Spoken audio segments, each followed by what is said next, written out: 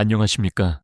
여러분의 답답한 속마음을 시원하게 긁어드리고 꼬인 마음을 편안하게 풀어드리는 오박사입니다. 선생님, 제가 오늘 본격적인 이야기를 시작하기 전에 질문을 딱 한번 드려보겠습니다. 혹시 지난 명절이나 오랜만에 가족들이 다 모인 저녁 식사 자리에서 이런 묘한 기분 느껴보신 적 없으십니까? 오랜만에 눈에 넣어도 아프지 않을 손주들도 오고 다 커버린 자식들도 와서 집안이 북적북적하고 참 좋습니다. 기름 냄새도 고소하게 나고 사람 사는 맛이 나지요. 그런데 거실 TV에서 저녁 9시 뉴스가 시작되는 그 순간 말입니다. 앵커의 목소리가 흘러나오면서 정치 뉴스가 보도되기 시작하면 갑자기 집안 공기가 찬물을 끼얹은 듯 싸해지는 그 느낌. 다들 한 번쯤 경험해 보셨을 겁니다. 평소에는 아버지 어머니 하면서 살갑게 굴던 며느리나 사위가 정치 뉴스만 나오면 슬그머니 눈을 피하거나 갑자기 바쁜 척 휴대전화만 쳐다보는 그 장면 말입니다. 심지어는 밥 먹는 숟가락 소리만 달그락거리고 아무도 말을 안 하는 그 숨막히는 침묵. 견디다 못해 아버님 요즘 세상 돌아가는 게 참 걱정입니다. 하고 내가 한마디 거들려고 하면 아들이 대뜸 아유, 아버지, 제발 집에서까지 정치 이야기하지 마시죠. 좋은 날 왜 그러세요? 라며 말을 뚝 끊어버리지는 않던가요. 솔직히 말씀드려보겠습니다. 섭섭하시죠? 아니, 섭섭한 걸 넘어서 가슴 깊은 곳에서 뜨거운 것이 울컥하고 치밀어 오르기도 하실 겁니다. 내가 누구 때문에 이렇게 뼈 빠지게 고생해서 이 나라를 만들었는데, 내가 젊었을 때 어떻게 싸웠는데 내들이 배가 불러서 세상을 모르는구나 하는 생각에 억울하기도 하고 분통이 터지기도 하실 겁니다. 그런데 선생님, 만약 우리가 이 섭섭함을 그냥 가슴에 묻어두고 넘기거나 반대로 버럭 화를 내며 자식들을 나무라기만 한다면 앞으로 우리 인생에는 어떤 일이 벌어질까요? 정말 무서운 건 지금 느끼는 그 섭섭함이 아닙니다. 시간이 지날수록 우리 집 거실에서 그리고 친구들과의 술자리에서 내 목소리가 설 자리가 점점 사라진다는 사실입니다. 우리는 평생을 가족을 위해 그리고 나라를 위해 치열하게 싸워왔는데 정작 인생의 후반전인 지금 가장 사랑하는 사람들과 대화가 끊기고 고립된 섬처럼 외로워질 수 있다는 것. 이것이야말로 우리가 겪게 될지도 모르는 가장 큰 손해이자 비극 아니겠습니까? 단순히 자식들이 철이 없어서 그런 걸까요? 아니면 뉴스가 너무 시끄러워서 그런 걸까요? 아닙니다. 여기에는 우리가 미처 깨닫지 못했던 아주 중요한 심리적인 이유, 그리고 시대적인 이유가 숨어 있습니다. 오늘 저는 조금 아픈 이야기일 수도 있지만 우리가 그토록 치열하게 살아왔음에도 불구하고 왜 지금 가정에서나 사회에서 점점 말이 안 통하는 사람 취급을 받는지 그 진짜 이유를 아주 깊이 있게 파헤쳐 보려고 합니다. 그리고 무엇보다 중요한 것. 이제는 억지로 목소리를 높여 싸우지 않고도 내 자식과 후배들에게 역시 어른은 다르구나. 역시 우리 아버지는 품격이 있구나 라는 존경을 받을 수 있는 아주 구체적이고 실질적인 비법을 나눠보려 합니다. 오늘 이 영상을 끝까지 보신다면 꽉 막혔던 가슴이 뻥 뚫리는 시원함은 물론이고 당장 내일 아침 식탁의 분위기를 완전히 바꾸는 지혜를 얻어가실 수 있을 겁니다. 제가 장담하건대 오늘 이 시간은 여러분의 인생 후반전을 고립이 아닌 사람 냄새, 나는 행복으로 채우는 결정적인 터닝 포인트가 될 것입니다. 사실 저도 마찬가지입니다. 저라고 뭐 뾰족한 수가 있겠습니까? 저도 뉴스를 보면 우루화통이 터지고 말도 안 되는 소리를 하는 조카 녀석을 보면 꿀밤을 한 대 쥐어받고 싶을 때가 한두 번이 아닙니다. 우리가 어떤 세대입니까? 지금으로부터 38년 전 1908 17년 6월을 기억하십니까? 그 뜨거운 아스팔트 위에서 눈을 뜰 수 없는 최루탄 연기를 마시며 독재 타도를 외쳤던 사람들 아닙니까? 흰 와이셔츠 소매를 걷어붙이고 점심시간마다 경적을 울리며 넥타이 부대라는 이름으로 거리를 메웠던 주역이 바로 우리들입니다. 우리는 그때 분명히 승리했습니다. 우리 손으로 대통령을 뽑는 직선제를 쟁취했고 대한민국을 민주주의 국가로 만들었습니다. 이건 그 누구도 부정할 수 없는 위대한 훈장입니다. 우리는 승리자였고 영웅이었습니다. 그런데 문제는 바로 여기서부터 시작됩니다. 역설적이게도 그때의 그 승리 공식이 지금 우리의 발목을 잡고 있다는 겁니다. 우리가 그때 입었던 그 단단한 마음의 갑옷과 손에 쥐었던 무기를 38년이 지난 지금까지도 내려놓지 못하고 있다는 것이죠. 38년 전에는 적이 명확했습니다. 독재라는 거대 악을 몰아내는 것이 정의였고 우리는 그 싸움에서 반드시 이겨야만 했습니다. 지면 죽는 세상이었으니까요. 잡혀가고 고문당하고 직장을 잃을 수도 있는 공포 속에서 우리는 생존을 위해 똘똘 뭉쳐야 했고 내 편이 아니면 적이라는 이분법이 생존의 도구였습니다. 하지만 지금은 어떻습니까? 세상은 전쟁터가 아니라 다양한 꽃이 피는 정원으로 변했습니다. 그런데 우리는 여전히 나를 따르라고 외치던 전사의 태도로 자식들을 대하고 후배들을 대하고 있는 건 아닐까요? 비유를 하나 들어보겠습니다. 한겨울에 전쟁터에 나갈 때는 두꺼운 갑옷을 입고 칼을 차야 삽니다. 그래야 화살도 맞고 추위도 견디니까요. 하지만 전쟁이 끝나고 따뜻한 봄날이 왔는데도 여전히 집 안방에서 그 무거운 갑옷을 입고 긴 칼을 차고 있다고 상상해 보십시오. 어떻게 되겠습니까? 일단 본인이 제일 힘듭니다. 덥고 무겁고 답답하죠. 그리고 옆에 있는 가족을 안아줄 수가 없습니다. 사랑해서 안아주려고 다가가면 차가운 갑옷에 부딪혀서 가족들이 다칩니다. 조금만 움직여도 철커덕거리는 쇠소리에 주변 사람들이 놀라서 도망갑니다. 지금 우리가 겪고 있는 외로움이 딱 이렇지 않습니까? 이런 상황이 계속되면 우리 몸과 마음에도 병이 듭니다. 우리가 화를 내고 나와 다른 의견을 가진 사람을 적으로 간주할 때 우리 뇌에서는 어떤 일이 벌어질까요? 뇌과학적으로 보면 코르티솔이라는 스트레스 호르몬이 분비된다고 합니다. 이건 산속에서 호랑이를 만났을 때나 필요한 호르몬입니다. 싸우거나 도망치기 위해 심장을 빨리 뛰게 하고 근육을 긴장시키죠. 그런데 TV 뉴스를 보면서 혹은 아들과 대화하면서 이 호르몬이 계속 나온다고 생각해 보십시오. 혈압은 오르고 소화는 안 되고 밤에 잠도 안 옵니다. 무엇보다 사람을 밀어내는 날카로운 기운을 뿜게 됩니다. 젊은 친구들이 우리를 피하는 건 우리가 늙어서가 아닙니다. 주름살 때문이 아닙니다. 우리에게서 나오는 그 전투적인 기운, 즉 이기려고 하는 마음이 불편하고 무서워서일지도 모릅니다. 선생님, 이제 우리 솔직해집시다. 억울하지 않으십니까? 평생을 희생하며 살았는데 이제 와서 꼰대 소리나 듣고 뒷방 늙은이 취급받는 거 정말 싫지 않으십니까? 그렇다면 방법은 하나입니다. 우리가 변해야 합니다. 자식들이 변하길 기다리는 것보다 우리가 먼저 변하는 게 훨씬 빠르고 멋진 일입니다. 자, 그렇다면 구체적으로 우리는 무엇을 어떻게 바꿔야 할까요? 마음가짐부터 바꿔야 합니다. 자동차 좋아하시는 선생님들 잘 아실 겁니다. 자동차가 잘 달리려면 강력한 엔진이 필요합니다.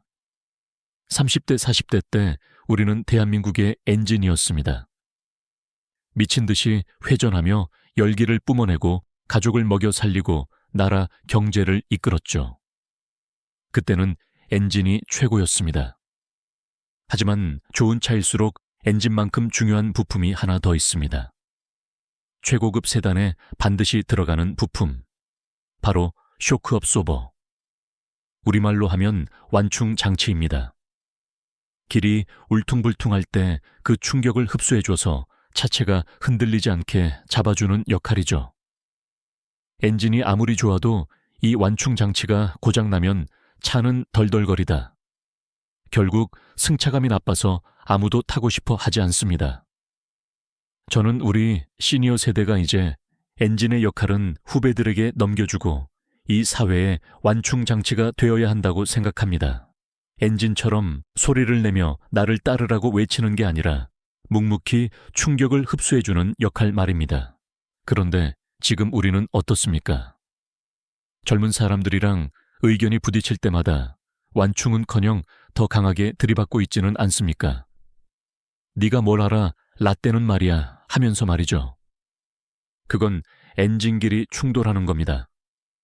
그러면 차는 폭발합니다. 이제부터 제가 제안하는 3가지 방법.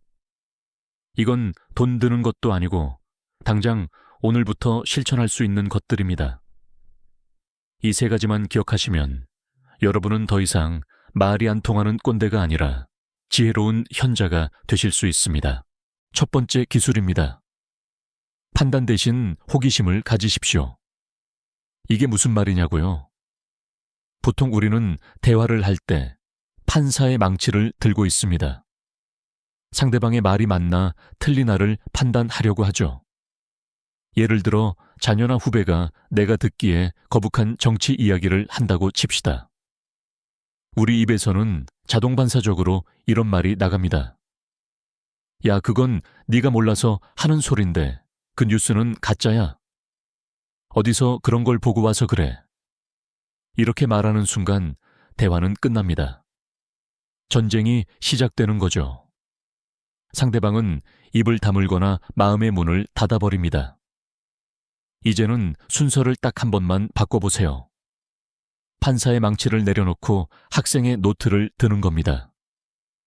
훈수를 두기 전에 질문을 먼저 하는 겁니다.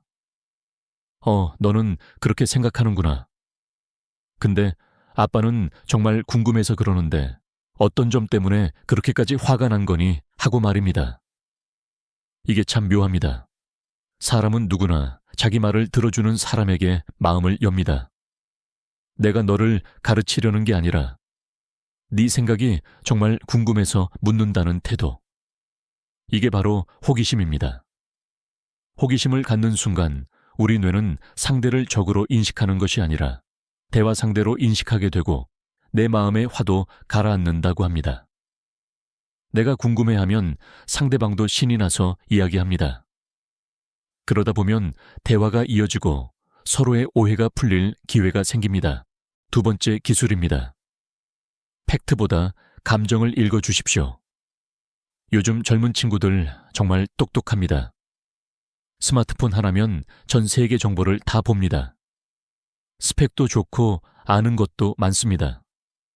사실 지식으로만 따지면 우리가 그들을 이기기 힘들 수도 있습니다. 그들과 팩트 체크를 하려고 하지 마십시오. 논리로 싸우면 피곤하기만 합니다. 그들이 정치 이야기를 하며 화를 내거나 엉뚱한 주장을 하는 건 사실 그 밑바닥에 깔린 불안함과 좌절감 때문일 때가 많습니다. 한번 생각해 보십시오.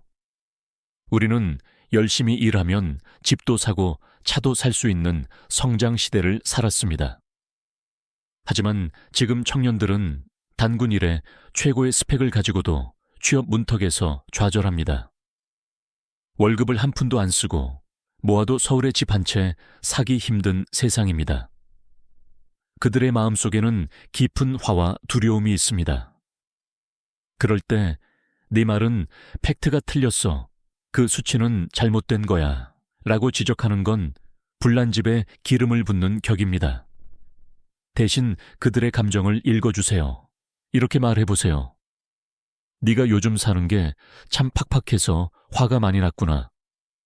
세상이 내 뜻대로 안 돼서 속상했구나. 이 한마디면 됩니다. 이걸 전문 용어로 공감이라고 하죠. 거창한 게 아닙니다.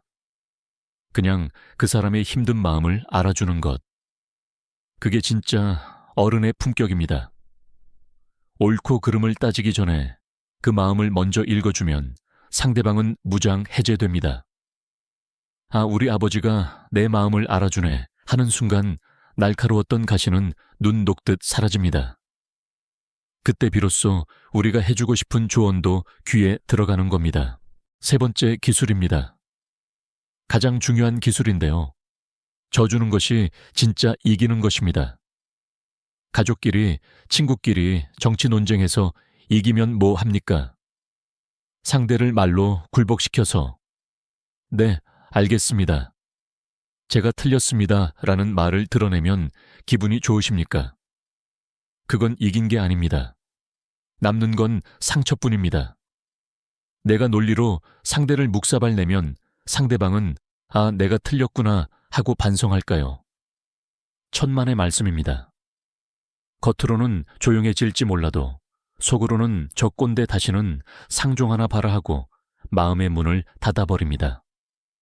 진정한 승리자는 논쟁에서 이기는 사람이 아니라 사람을 얻는 사람입니다. 유도 선수들이 상대의 힘을 역이용하듯이 부드럽게 넘겨주십시오. 그래, 내 말도 일리가 있네.